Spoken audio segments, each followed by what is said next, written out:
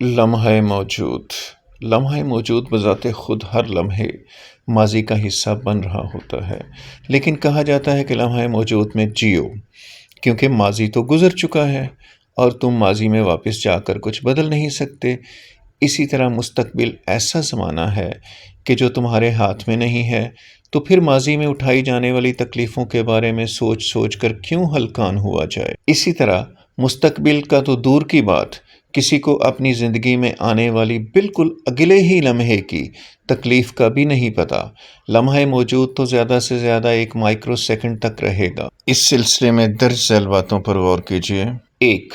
چلو اگر مان بھی لیا جائے کہ لمحہ موجود میں زندہ رہ کر ہی ہم اپنے ذہن کو زیادہ سے زیادہ آزاد کر سکتے ہیں تاکہ اپنے روزگار یا کاروبار پر زیادہ توجہ دے کر زیادہ سے زیادہ آؤٹ پٹ حاصل کی جا سکے، تو پھر کیا یہ بہتر نہ ہوگا کہ ماضی کے تجربات کی روشنی میں اور مستقبل کے عظیم مقصد کو سامنے رکھتے ہوئے آگے بڑھا جائے؟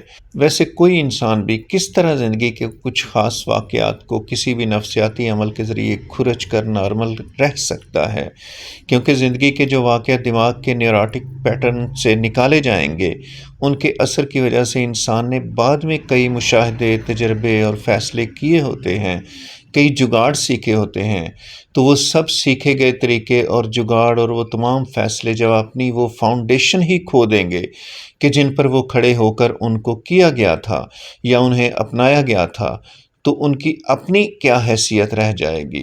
دوم، میں زندگی سے کیا حاصل کرنا چاہتا ہوں؟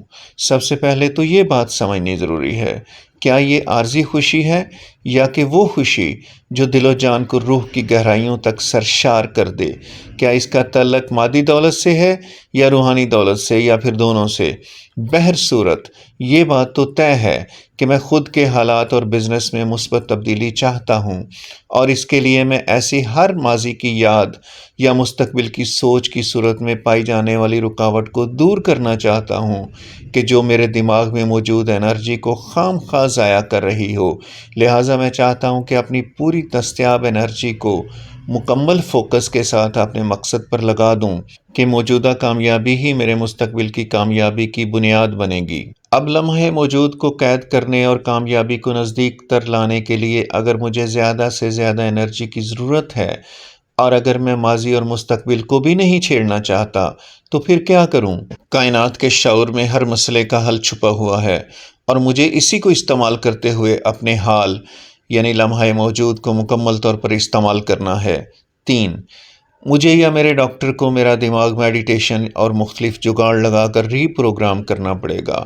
مجھے اپنے آپ سے سچ بولنا پڑے گا۔ مجھے سچ کا سامنا کرتے ہوئے اپنے آپ کو بتانا ہوگا کہ میں نے ہر حال میں اپنی زندگی کو برقرار رکھتے ہوئے آگے بڑھنا ہے، جیتنا ہے۔